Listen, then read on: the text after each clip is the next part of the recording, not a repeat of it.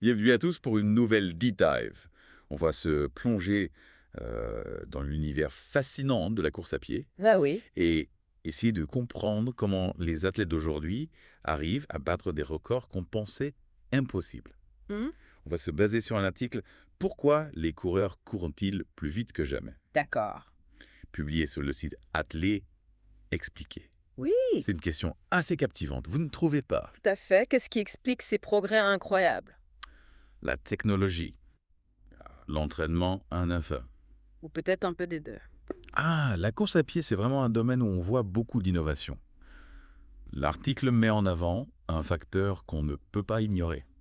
Lequel est? Les fameuses super chaussures. Ah oui, on en a tous entendu parler. Exactement. On pourrait croire que c'est juste un effet de mode, mais l'article va plus loin. Mmh. Il explique l'impact réel de ces chaussures sur les performances des athlètes. Et sur leur récupération aussi, non, Oui, tout à fait. super. Voilà. C'est vrai, on pourrait se dire que c'est juste de marketing. Mais les experts qu'ils citent dans l'article, ils affirment que ces chaussures peuvent améliorer les temps de course Ah oui, de 5 à 40%. c'est énorme. Incroyable. Imaginez courir un marathon Oui, et gagner plusieurs minutes juste en changeant de chaussures. c'est ça. Ça fait réfléchir, non? Absolument pas. Ce Ah qui est fascinant aussi, oui. c'est que certains experts pensent que les avantages de ces chaussures sont cumulatifs. Ah bon, hein. C'est-à-dire qu'on n'a pas encore vu leur plein potentiel. D'accord. Intéressant. Et d'ailleurs, l'article ne parle pas seulement de technologie. Non. Il explore aussi un autre aspect crucial, la nutrition. Ah oui, bien sûr. On y découvre l'importance d'une alimentation riche en glucides pour les épreuves d'endurance. Oui, c'est essentiel, mais il y a des nuances, je crois. Oui, tout à fait. L'article fait la distinction entre la consommation de glucides pour les marathons, par exemple, Oui. et celle pour des courses plus courtes sur piste. Ah oui, c'est vrai. On apprend aussi que de plus en plus de coureurs de demi-fond utilisent du bicarbonate de sodium. Du bicarbonate de sodium. Oui, comme Grant Fisher, qui l'a utilisé lors de ses records du monde sur 3000 et 5000 mètres. Vous savez que le bicarbonate de sodium, c'est tout simplement du bicarbonate de sodium. On en trouve dans toutes les cuisines. Exactement. Incroyable. Il est à neutraliser l'acide lactique, Hmm. qui s'accumule dans les muscles pendant les efforts intenses. C'est vrai. C'est intéressant de voir que même des coureurs d'ultramarathon l'utilisent, Ah oui. alors que les études suggèrent qu'il est surtout efficace pour des efforts de moins de 10-15 minutes. D'accord. On voit que les athlètes et les entraîneurs cherchent constamment de nouvelles stratégies pour optimiser les performances. Oui, c'est clair. Ouais. Et cette quête d'optimisation passe aussi par l'entraînement, bien sûr. Tout à fait. L'article aborde les différentes méthodes d'entraînement et il met en lumière le débat autour du double seuil. C'est un concept qui consiste à alterner des phases d'intensité élevée Oui, et des phases d'intensité modérée. d'accord. Qu'en pensent les experts? Certains experts estiment que l'entraînement des élites n'a pas fondamentalement changé depuis des décennies, tandis que d'autres prônent des approches plus innovantes, Comment oui? comme l'entraînement en altitude, Oui. l'entraînement en chaleur, D'accord, ou encore le cross-training. c'est intéressant. Ce qui m'a particulièrement interpellé, c'est le point de vue d'Andrew Jones. Ah oui? Selon lui, le type d'entraînement est peut-être moins important que le fait de pratiquer une activité qu'on apprécie Oui, c'est important. et qu'on peut maintenir sur la durée. C'est vrai, trouver du plaisir dans sa pratique et être constant, ça me semble être des clés universelles. Tout à fait. Mais l'article ne s'arrête pas là. Non. Il explore un aspect souvent négligé, mais pourtant crucial, Lequel calme? le rôle du mental. Il évoque notamment l'effet Rocher-Bannister. Roger Bannister. Oui, du nom du coureur qui a franchi la barrière mythique du 1000 en moins de 4 minutes. Ah oui, en 1954. Exactement.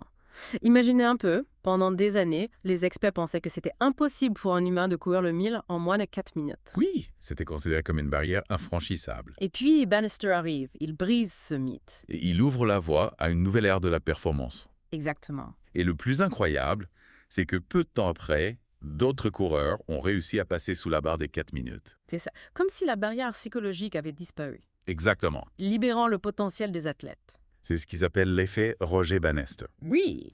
Et l'article souligne à quel point cet effet a joué un rôle dans les progrès de la course à pied. C'est vraiment une illustration du pouvoir du mental. Complètement retête. Quand on croit qu'une chose est possible, on a plus de chances de la réaliser. C'est vrai, si on se fixe des limites mentales, on risque de s'auto-saboter. Exactement. Et ça vaut pour tous les domaines de la vie. Tout à fait d'accord. Cet article nous invite à repenser nos propres limites. Oui, Se demander si on ne souhaite pas nous-mêmes sans s'en rendre compte. c'est une bonne question. Si Bannister a réussi à faire ce qu'on pensait impossible, qu'est-ce qui nous empêche de réaliser nos rêves? Bonne question. On pourrait peut-être refaire un petit récapitulatif des points clés de l'article. Oui, c'est une bonne idée. On a d'abord parlé de l'impact des super chaussures sur les performances. Oui, elles peuvent clairement donner un avantage aux coureurs. Bien sûr, ce n'est pas magique. Non, bien sûr. Ensuite, on a exploré l'importance de la nutrition. L'apport en glucides pour les efforts longs Oui, et l'utilisation du bicarbonate de sodium pour les efforts intenses. ça. Un rappel que l'alimentation est essentielle pour la performance. Indéniablement. On a aussi parlé des différentes approches d'entraînement. Le débat autour du double seuil, les nouvelles méthodes comme l'entraînement en altitude. Oui, ou le cross-training. Ce qui était intéressant, c'est qu'il n'y a pas de méthode miracle. Non. Chaque athlète doit trouver ce qui lui convient le mieux. Exactement. Et enfin, on a mis en lumière le rôle du mental, Avec l'effet Roger Bannister. Ouh, qui montre que croire en soi peut faire des miracles. Dépasser ses limites.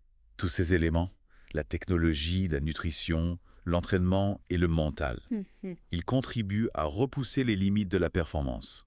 C'est fascinant de voir comment tous ces aspects s'entremêlent pour permettre aux athlètes d'atteindre des niveaux extraordinaires. Oui, c'est vrai. Qu'est-ce qui vous a le plus marqué dans cet article? Moi, j'ai été frappé par la diversité des facteurs qui influencent la performance.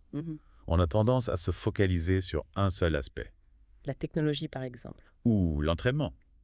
Mais en réalité, c'est un ensemble de choses qui contribuent au succès. C'est vrai. Et c'est une leçon qu'on peut appliquer à d'autres domaines que la course à pied. Tout à fait.